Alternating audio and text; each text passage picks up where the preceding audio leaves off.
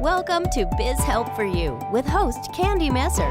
Entrepreneurs like to focus on the big picture, like profitability, success, and a smooth running organization. But there always seems to be those little things like taxes, employee compensation, laws, regulations, and more. Now you can get the answers you need in one place. Join us today as we break it all down for you. Now, here's your host, Candy Messer.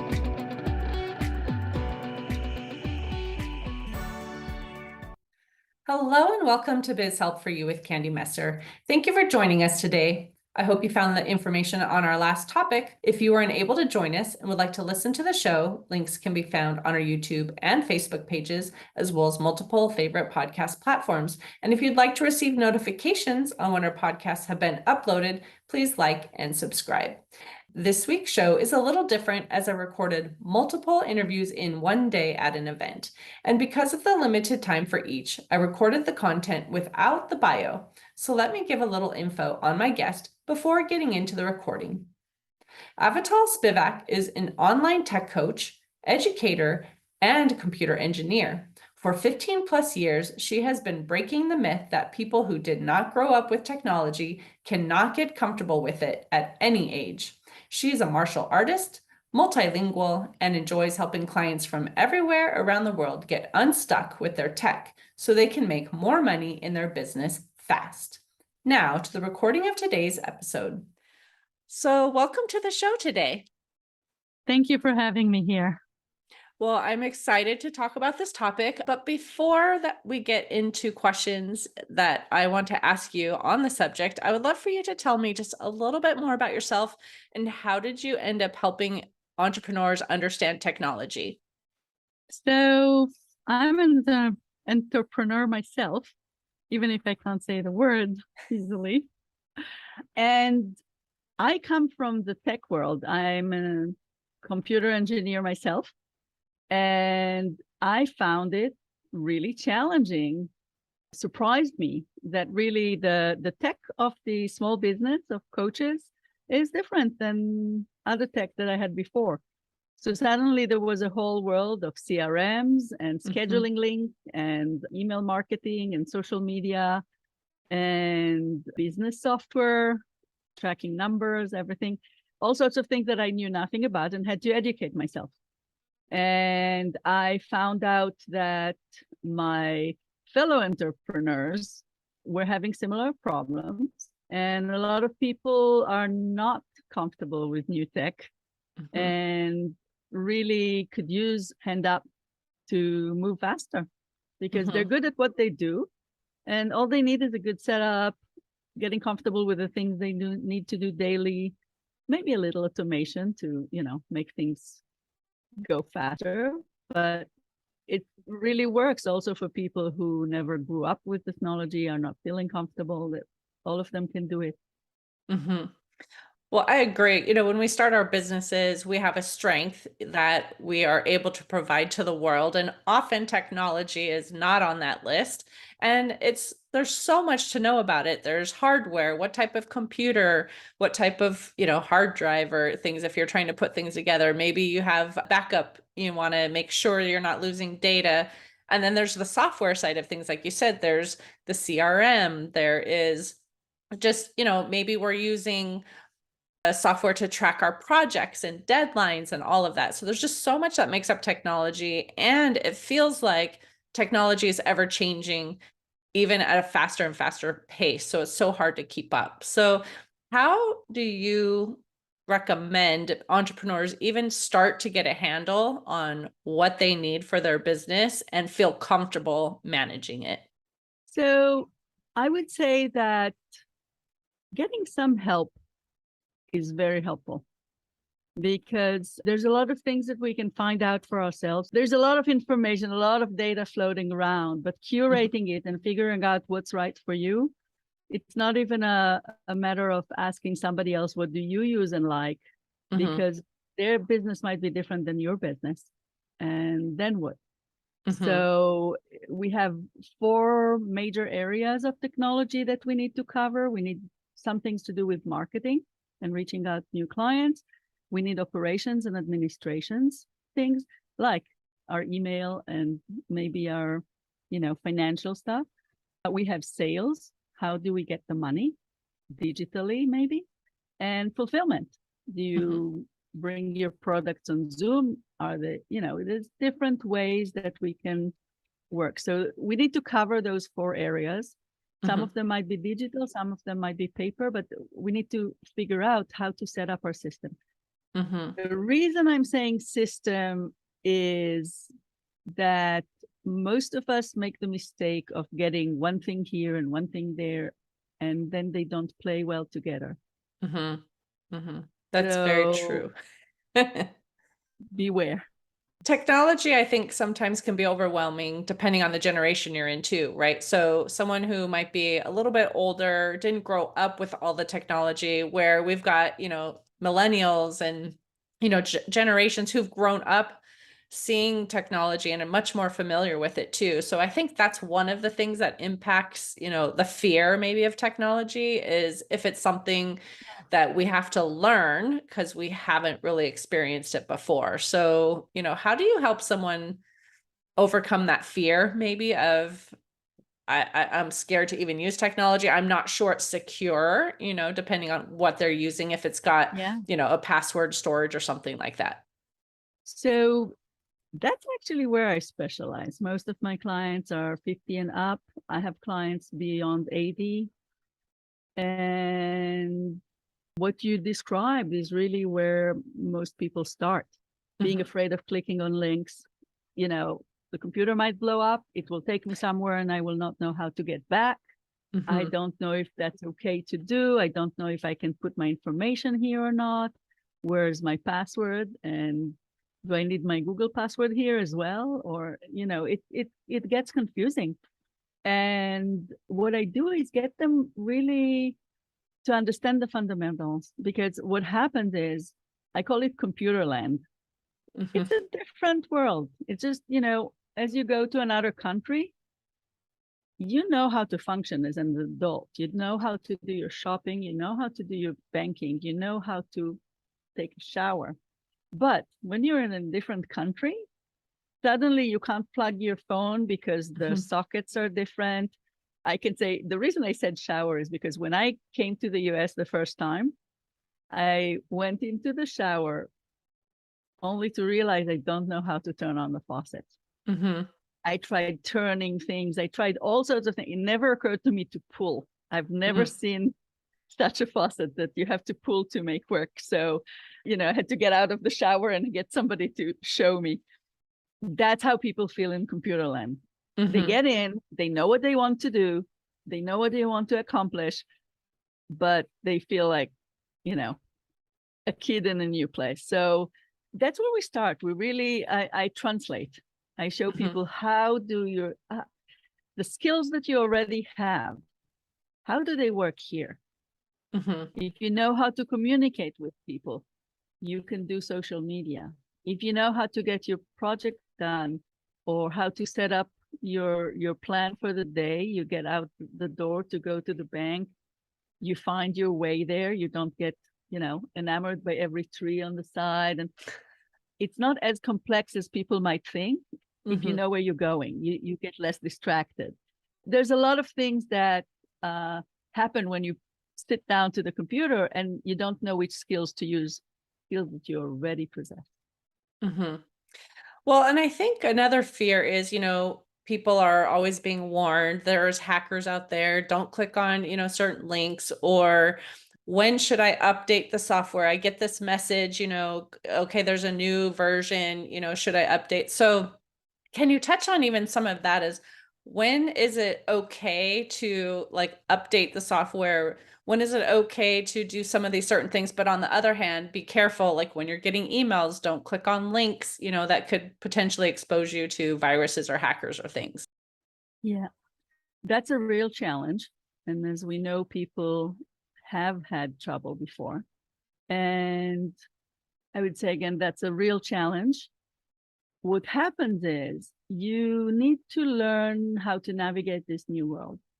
So what do I mean by that? The challenges are real on the street as well. If you go down the street, there are people who are con men or con women that can try and ask you for something. You have potholes that you need to be aware of, but other places you can walk freely. And you've learned to navigate that. And a big part of it is keeping your eyes open and your common sense working. You know, we have our sort of street smarts, so to speak. And if you got to anywhere above 50, I would say anywhere above 20, but let's say 50 at this point. If you got anywhere above 50, you have some street smarts because you've navigated some of those things. So when you're at home, and now this is a physiological thing, most people are in a safe environment at home. Not everybody, unfortunately, but a lot of us are. And when you're in a safe environment, your body relaxes. You're not on your toes in terms of watching out for whatever happens. When you sit at the computer, you need to put your street hat on and really be careful who you speak with, who you don't speak with. You know, when you walk down the street, do you ask anybody a question that you have? Do you listen to anybody that would speak with you? Not really. Right. You might be careful, you know, if you want to know what time it is, you might ask anybody almost. But if you want to know a good restaurant around here, you might be a little more picky as to who you ask, et cetera, et cetera. So when people have their street smarts on, when they sit at the computer, a lot of those more common risks are taken care of. You don't give your address to anybody that asks you on the street. Don't give it to everybody that asks you on your computer. Same thing. Right. Who is it? Can I give them my address? You have to do a little exploration. You may not know right away. So and again, that is something that you know when your street hat is on. So there are updates from companies that we know and trust. Like we know that they really are, you know, on the up and up. We don't have to worry that it's something that someone's going to try to steal your information. Yet at the same time, an update can cause problems as well too. I know one of the most recent situations is with like Windows 11. Some of the software that you use on a day-to-day basis wouldn't work if you upgraded too. So how does someone know when they get those notifications, like there's a new version available, update, you know, when they should or shouldn't? How do they find out if things are going to work together when they do that? Or is there an easy way to find that out? Easy way, not really. Being aware that that's a possibility is really important, because then you know when you say yes to an update, things might go wrong. You need to know that. And there is a way to go back on the update. You may not be able to do this yourself, but you can ask an IT person to roll back the update. So that's a possibility. But that comes back again to your choice of tools and knowing what you're using. Because if you have a list, a reasonable list, there's always things that are not on the list. But if you have a list of the main things that you're using, you can actually check with them as easy as sending an email to customer support or a quick chat and say, Windows 11 is around. Is your software already set up for Windows 11? And if they say no, then don't go to the next version, you know, of the software. But it comes back to don't go it alone. Have somebody you trust, like, you know, find an IT person or somebody who's knowledgeable about that you can ask those questions. Because really that's, you know, I have a toilet, right? I need plumbing once in a while. There's some things that I'm competent with. And then when it goes slightly beyond that, I call the plumber. And I think with software, we're not thinking about this enough with software. With hardware, we're good. You know, we'll take it to the technician. We'll get the, you know, a Geek Squad or somebody on it. When it comes to our software, we don't always think, hey, there's, you know, somebody can help me. I don't have to know all this. And even when it's the software, you don't need a VA, you know, like if you have a VA that does some of your job, great. But there's always some of your tools that you're going to need to use yourself. You need access to your files and your emails, and Zoom, and whatever it is that you need to still use, even if somebody else does a lot of your work. Mm-hmm. Those you need to be competent with, and you need to have the ability to ask questions when it goes beyond you. Mm-hmm. Like when something first comes out, I mean, certain things you don't have control of when it's updated. It's automatically updated by the provider. But if there's something that you have the opportunity to wait for a little bit before you update, how long do you recommend actually waiting till they kind of work out some of the bugs that may be in the software before you actually like jump in and say, okay, I'm going to date this to the next version? That's a wonderful question. I actually wrote something for LinkedIn yesterday just about that, because somebody was complaining about the struggles and the problems that come with something that's new that they upgrade to, and or keeping up with new technology or new updates, the way you speak about. And I said, I don't run there. I don't run that race. As much as I can, I stay in the middle of the pack. And there's a few reasons for that.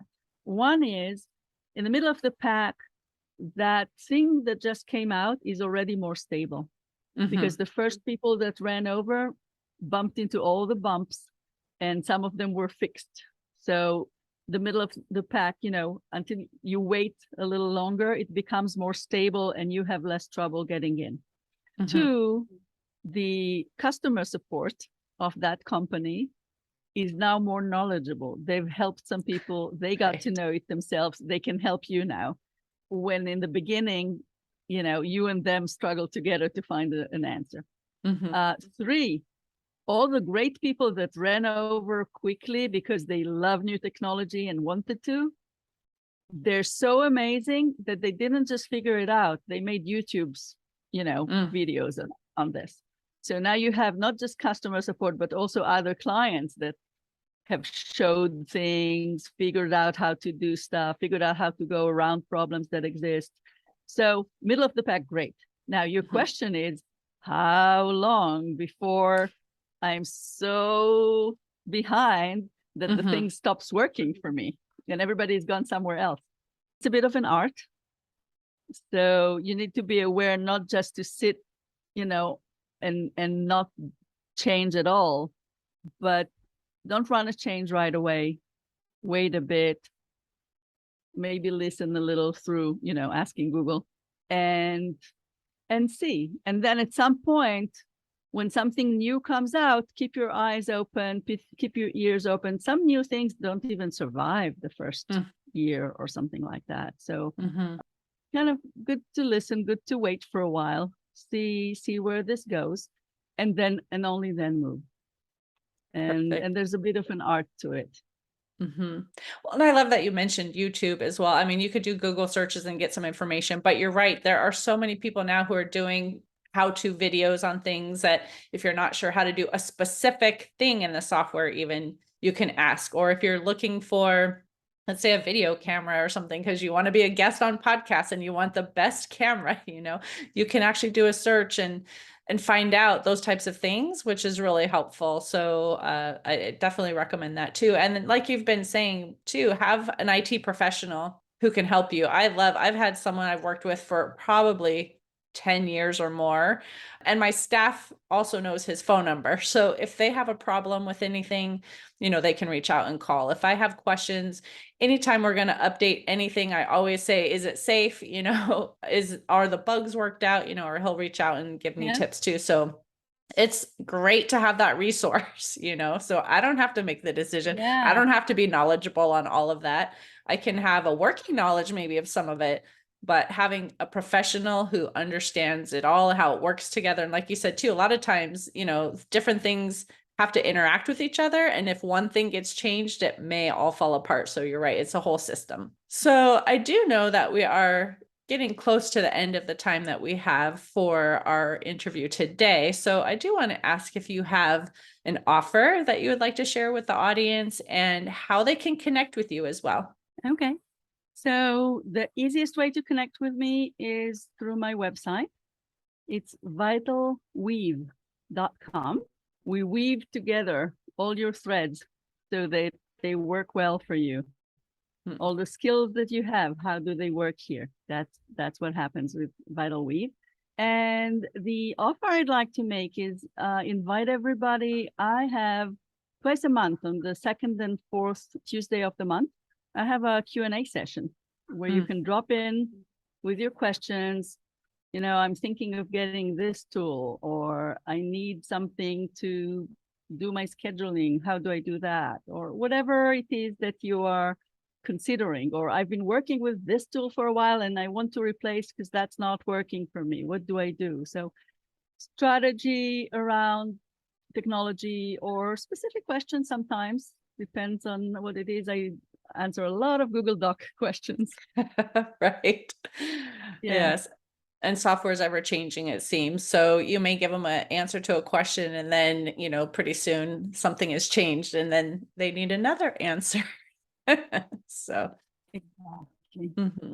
Well, I know this has been fabulous. You've shared some of your wisdom. I know we just started to scratch the surface. There's so much more we could have talked about, but you know, based on the time we had for today, but I really appreciate your taking the time to share with my listeners. I really appreciate being a guest on your show, and I can't wait to listen to more of your podcast. All right, great. Well, I hope you have a great day. Take care. Thank you for tuning in today. I hope you found this episode interesting and that it answered some questions about secrets to simplify your tech and grow your business. If you have any additional questions or comments, be sure to reach out to Avital or send us a message at media@abandp.com. And would you please share our show information with those you know? I'd really appreciate your support.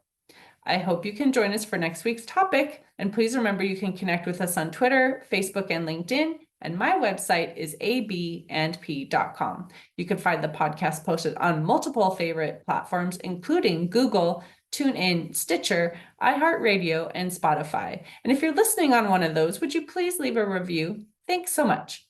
And until next time, have a great day. Thank you for listening to Biz Help for You.